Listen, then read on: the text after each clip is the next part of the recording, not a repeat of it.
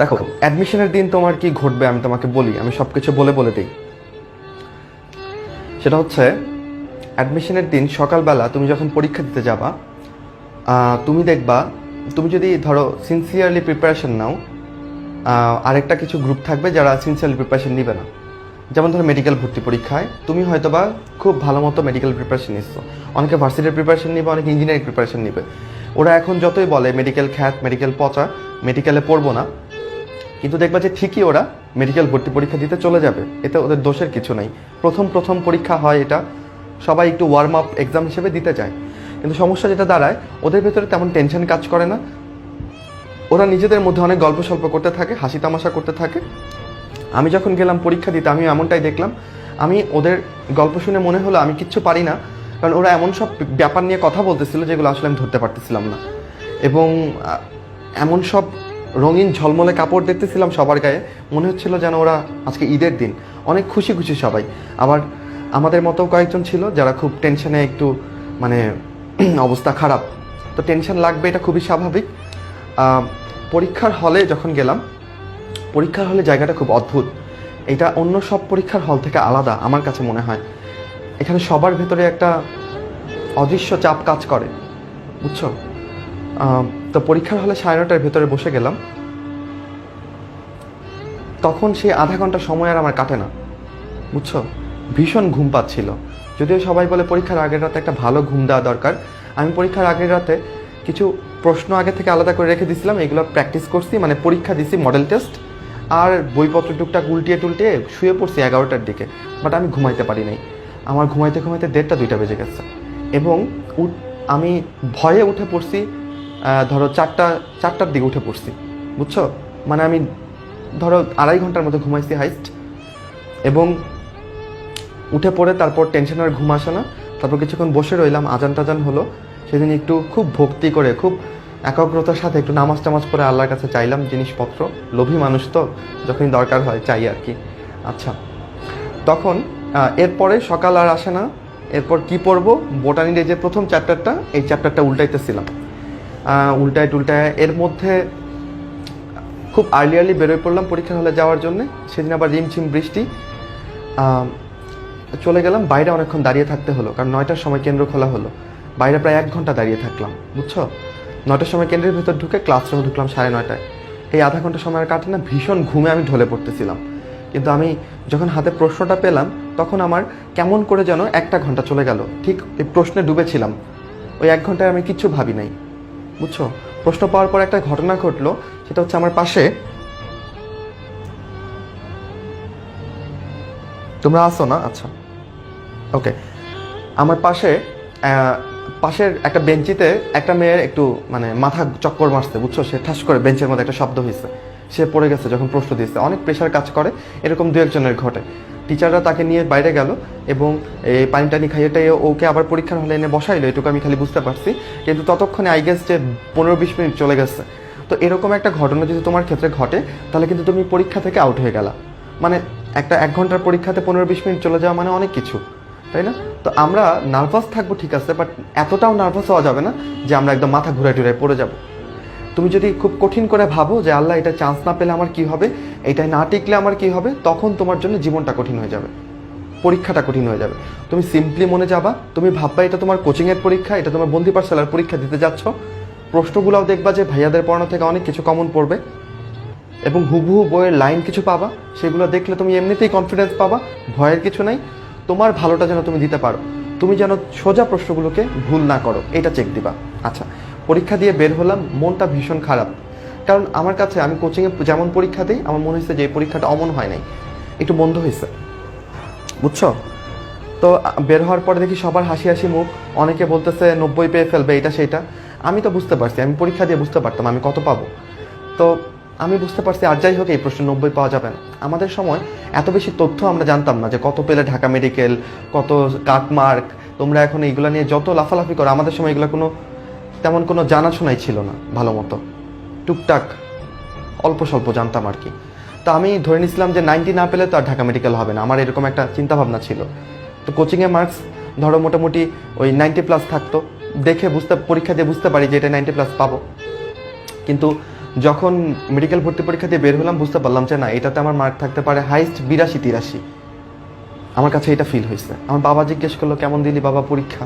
আমি বললাম তোমার ছেলের হয়তো বা ডাক্তার হওয়ার স্বপ্নটা পূরণ হবে, কিন্তু ঢাকা মেডিকেল কলেজে পড়ার যে স্বপ্ন সেটা বোধহয় আর বাস্তবায়িত হবে না, কারণ পরীক্ষাটা আমার তেমন ভালো হয়নি। খুব বিষণ্ণ চিত্তে বাড়ি গেলাম এবং যে প্রশ্ন মিলাচ্ছি, যেগুলো কিছু চিন্তা ভাবনা করে কিছু প্রশ্ন দাগাইছি, বুঝছো, কিছু রিস্ক নিচ্ছি চিন্তা ভাবনা করে, ক্যালকুলেটিভ কিছু রিস্ক, সেগুলো যাচাই টাচাই করে দেখলাম যে না, কিছু হচ্ছে, দুই একটা ভুল যাচ্ছে। আচ্ছা, এরপর রেজাল্টের জন্য অপেক্ষা, খুব কষ্টের জানো। এসএসসি এইচএসসি রেজাল্টের সাথে মেডিকেল ভর্তি পরীক্ষার রেজাল্টের জন্য অপেক্ষার কোনো তুলনা নাই। তখন আমি খাইতাম না, আমি গোসল করতাম না, আমি কারোর সাথে কথা বলতাম না, আমি রুমে একলা বসে থাকতাম। মানে রেজাল্টের জন্য এত উদ্বিগ্ন হবো এটা আমি কোনোদিন ভাবিনি। 7 তারিখের, অক্টোবরের 7 তারিখে পরীক্ষা হয়েছিল, 9 তারিখে রেজাল্ট দিয়ে দিবে এমন বলছিল 2016 সালের, কিন্তু দিবে দিবে করে আর দিচ্ছে না। এই 9 তারিখে আবার কল্পকাহিনী রটে গেল অনেক। অনেকে বলতে থাকলো যে কিছু ওএমআর নাকি দুর্ঘটনাজনিত কারণে পুড়ে গেছে, এই ওএমআর পুড়ে গেছে কারণে ওরা রেজাল্ট দিতে পারতেছে না। আমার অনেকে বললো যে সিট বিক্রি হচ্ছে, আমি কি সিট কিনতে চাই? ঢাকা মেডিকেল সলিমুল্লাহ সোহরাওয়ার্দীর নাকি সিট বিক্রি শেষ, এখন নাকি ময়মনসিংহেরটা চলতেছে। আমি যদি কিনতে চাই তাহলে যেন 15 লক্ষ টাকা নিয়ে সেখানে যোগাযোগ করি। এইগুলো শুনে হৃদয় ভেঙে চুরমার। আল্লাহ যদি সত্যি এমন হয় তাহলে আমি কি করব?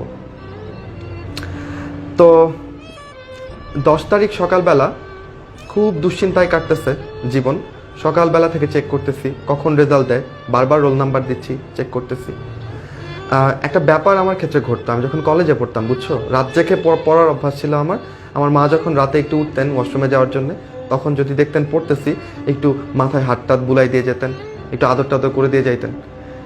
মাঝে মধ্যে এমনও বলতেন একটু আবেগে উদ্বেলিত হয়ে যে আচ্ছা ধর এমন যদি হয় তুই মেডিকেলে ফার্স্ট হয়ে গেলি তাহলে কেমন হবে। এগুলো আমার কলেজের ঘটনা, বুঝছো। তো এগুলো শুনে আমার ভীষণ রাগ পেতো। আমি আমার মার উপরে একটু রাগ দেখাতাম যে এগুলো তুমি কি বলো, এগুলা কি বলার, এগুলো কি বলে কয়ে হয়, এইটার তো আর মানে কোনো সম্ভাবনা নাই, মানে এগুলো আর বইল না, এরকম করতাম আর কি। কিন্তু আমার মা প্রায়শই এইসব কথা বলতেন যখন কলেজে পড়তাম। 10 তারিখ সকালবেলা উনি আবার এই ধরনের একটা কথা বলছেন, আচ্ছা ধর এমন হইলো যে তুই ফার্স্ট হয়ে গেলি তাহলে কি, দেখো খুব ভালো করে ফেলবি, ফার্স্ট হয়ে যাবি, এরকম কথা সকালবেলাও একটা বলছেন। তো আমার তখনও খুব মেজাজ খারাপ লাগছে, এমনিতে টেনশনে অবস্থা খুব খারাপ।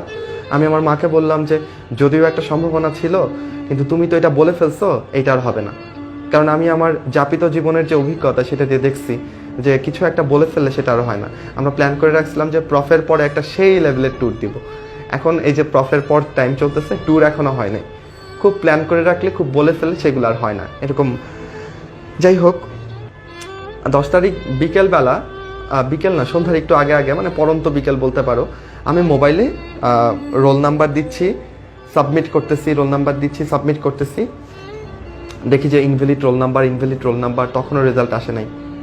আচ্ছা, 1 মিনিট আগেই, মানে ধরো 10 সেকেন্ড আগেই দিছি ইনভ্যালিড রোল নাম্বার, আবার দিছি, আমি দেখলাম যে একটা স্ক্রিন চলে আসলো, এইটা সবুজ বা টিয়া রঙের একটা ব্যাকগ্রাউন্ড, এখানে কিছু কথা লেখা। সবার আগে আমার যেইখানে চোখ গেল সেটা হচ্ছে অ্যালোটেড কলেজ, এখানে দেখলাম লেখা ঢাকা। তখন আমি বুঝলাম না, দেখো এগুলো যখন আমি বলি আমার খুব গুজবাম্পস হয়, আমার একদম মানে গায়ের লোমগুলো দাঁড়িয়ে যায়, আমি সেই মুমেন্টটাকে এখনও ফিল করতে পারি। আমি ঢাকা দেখে তখনও বুঝি নাই এই ঢাকা মানে কি ঢাকা মেডিকেল নাকি ঢাকা ডিভিশনের মধ্যে কোনো মেডিকেল কলেজ। যাই হোক, এরপরে উপরের ঘরটার দিকে তাকালাম, এখানে দেখলাম লেখা যে মেরিট পজিশন, এখানে শুধুমাত্র একটা 1 লেখা। তো এইটা দেখে তখন আমি ধাতস্থ হতে পারি নাই, আমি সাথে সাথে আবার এটাকে রিফ্রেশ করলাম। আমার হাত পা তখন কাঁপাকাঁপি অবস্থা, আমি রিফ্রেশ করে দেখলাম না ঘটনা সত্য, এইটাই আসতেছে। আমি জানলার ধারে দাঁড়িয়েছিলাম, আমি ধরো চিল্লাচিল্লি করা শুরু করে দিলাম ইয়েস ইয়েস বলে। আমার মা ছিল একটু রান্নাঘরের দিকে, উনি ছুটে আসছে, কি হয়েছে। আমি চিৎকার চেঁচামেচি করে বললাম আম্মু আমি তো ফার্স্ট হয়ে গেছি। তো আমি যেটা দেখলাম যে ধরো আমার মা তো অনেক খুশি হয়েছেন অবভিয়াসলি, কিন্তু দেখলাম যে ওনার চোখ একদম টলমল করে উঠছেন, একদম কাঁদো কাঁদো একটা অবস্থা, কেঁদে দিল এই মানে এখনই বোধহয় কেঁদে দিবে, এরকম একটা ব্যাপার। তা আমি আসলে এতখানি বড় হয়েছি ততদিনে আমার মাকে আসলে কাঁদলে কেমন দেখা এটা আমি দেখি নাই। ওনার জীবনে দুঃখ নেই কষ্ট নেই ব্যাপারটা এরকম না, কিন্তু আমি কখনো দেখি নাই যে আমার মা কাঁদতেছে, এরকম আমি দেখি নাই। আচ্ছা, তো খুবই অদ্ভুত অনুভূতি এটা। আমার বাবা তখন বাসার বাইরে, আমার মা বাবাকে ফোন দিলেন এবং দুজনেরই হার্ট অ্যাটাক হয়ে যাবে এরকম একটা অবস্থা। চিল্লায় চিল্লায় বলতেছেন ছেলে ফার্স্ট হয়ে গেছে, তুমি কই, তাড়াতাড়ি বাসায় আসো, দৌড়ে আসো। তো এই আর কি। তোমরা আমাকে বলো, এই যে ধরো আমার মায়ের চোখের জল, এটাকে যেন তোমরা কি বলো, আনন্দ অশ্রু, তাই না? আমার সাথে তোমরা যে কয়জন আছো, প্রায় 150 জনের মতো মানুষ, তাই না? তোমাদের মধ্যে অনেকের এরকম ইচ্ছা আছে না যে তোমাদের জন্য তোমাদের বাবা মার চোখে 2 ফোঁটা আনন্দ অশ্রু ঝরুক? এটা তোমরা চাও না বলো? আমি জানি প্রত্যেকটা ছেলে মেয়ে চায়, সেটা হোক এই রেজাল্টের মধ্য দিয়ে বা অন্য যে কোনোভাবে, তাই তো? আমরা চাই যেন আমাদের বাবা মার খুশির কারণ হতে পারি আমরা, তাই না? সো আমার বাবা আসলেন ঘরে অনেকক্ষণ পরে। ততক্ষণে আশেপাশের প্রতিবেশী যারা আছে, কোচিং সেন্টার যারা আছে, যারা এর আগে কখনো আমার বাসায় আসে নাই, কেমন করে যেন উইদিন আধা ঘন্টা সবাই আমার বাসায় চলে আসছে। আমার বাসা একদম লোকে লোকারণ্য। কোচিং সেন্টারে ওরা আবার এক রুমে বসতেছে না, নিজেদের মধ্যে অন্তর্কন্দল, এদেরকে আলাদা আলাদা রুমে বসতে দিতে হচ্ছে। আমি আবার সবার সাথে কথা বলতেছি, হ্যাঁ ঠিক আছে, তাদের সাথে কথা বলতেছি, আবার অন্য রুমে যে আরেকজনের সাথে কথা বলে আসতেছি। সবাই আসছে। এখন আমি তো ময়মনসিংহের সংস্কৃতিতে বড় হয়ে ওঠা একটা ছেলে, আমি তো কাউকে বলতে পারি না যে আপনার কোচিং করি নাই, আপনি আমার ঘরে ঢুকেন না। ওরা আসছে, বলছে শুভেচ্ছা জানাইতে আসছি। আমি সবাইকে আমন্ত্রণ জানাইছি, সবাই আসছে ঘরে। যাই হোক, আমার বাবা যখন আসছে, ঘর হাউসফুল। আমার বাবা এসে আমাকে একদম জড়ায় ধরে উপরে তুলে ফেলছে, একদম কোলে নিয়ে। তো বলছে সাব্বাস বেটা, অনেক ভালো রেজাল্ট করছিস। তো আমার ক্ষেত্রে এটাই অনেক বড় অর্জন, বড় পাওনা। কারণ আমাদের ছেলেদের ক্ষেত্রে ব্যাপারগুলো কি জানো, মানে আমরা অনেকটাই হচ্ছে মা ঘেঁষা, আমরা আমাদের কথাগুলো মায়ের সাথে খুব বেশি বলি, কিন্তু সহসাই বাবাকে জড়িয়ে ধরা হয় না। ঈদের কোলাকুলি হয়তো বা করি মাঝে মধ্যে, কিন্তু আগে ছোটোবেলায় বাবাকে জড়িয়ে ধরে ঘুমাইতাম, এখন আর এক খাটে ঘুমানোও হয় না। কিন্তু এই যে ধরো এই মোমেন্টগুলো, এইগুলা কিন্তু আমি আমার মৃত্যুর আগ মুহূর্ত পর্যন্ত এগুলো আমার মনে থাকবে। এগুলো আমার জীবনের বেস্ট মোমেন্ট। আমি আল্লাহকে আসলে কি বলে কৃতজ্ঞতা জানাবো আমি জানি না। যেখানে আমি ধরো ঢাকা মেডিকেলে পড়তে পারলেই আমি এর থেকে বেশি সন্তুষ্ট কিভাবে থাকা যায় জানি না, সেখানে আল্লাহ আমাকে অনেক বেশি পুরস্কারে পুরস্কৃত করছেন। অ্যাট দ্যাট টাইম আমার জীবনকে অনেক বেশি আনন্দ দিয়েছেন, তোমাদের সাথে কথা বলার সুযোগটা দিয়েছেন, সব মিলিয়ে, তাই না? ঢাকা মেডিকেলে না পড়লে হয়তো বা সেই সুযোগটা আমি তোমাদের সাথে পেতাম না। তো সব মিলিয়ে আমার কোনো আফসোস নাই, বুঝছো? অনেকেই আছে যে অর্জনের পরেও আরও অর্জন, আরও অর্জন, আরও অর্জন, জীবনটাকে খুব টক্সিক বানায় ফেলে। বাট আমি আর টক্সিক বানাতে চাই না।